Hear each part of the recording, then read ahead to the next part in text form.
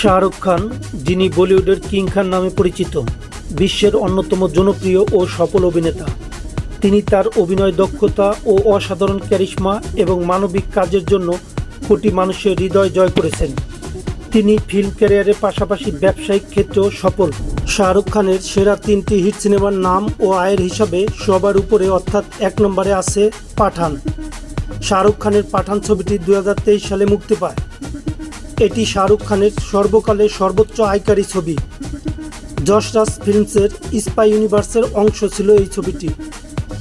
এটি বলিউডের অন্যতম বাণিজ্যিক সফল ছবি হিসাবে পরিচিত। ছবিতে দুর্দান্ত অ্যাকশনের দৃশ্য এবং উত্তেজনাপূর্ণ গল্পের জন্য দর্শকদের ব্যাপক প্রশংসা অর্জন করেছে। এই ছবির আয় 130 মিলিয়ন মার্কিন ডলার, যা প্রায় 1690 কোটি বাংলাদেশি টাকার সমান। এরপরে অর্থাৎ 2 নম্বরে আছে চেন্নাই এক্সপ্রেস। শাহরুখ খানের চেন্নাই এক্সপ্রেস 2013 সালে মুক্তি পায় এবং এটি একটি রোমান্টিক কমেডি অ্যাকশন ছবি। রোহিত শেট্টি পরিচালিত এই ছবিতে দীপিকা পাডুকোনও অভিনয় করেন। এই ছবিটি বক্স অফিসে বিশাল সফলতা অর্জন করে।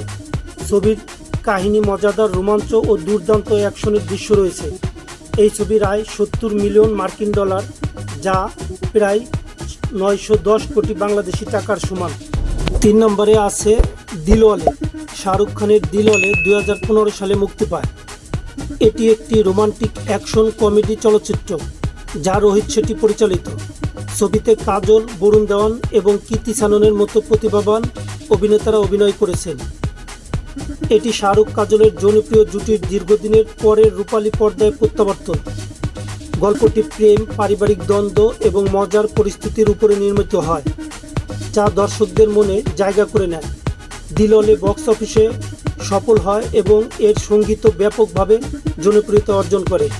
এই ছবির আয় 67 মিলিয়ন মার্কিন ডলার, যা প্রায় 870 কোটি বাংলাদেশি টাকার সমান।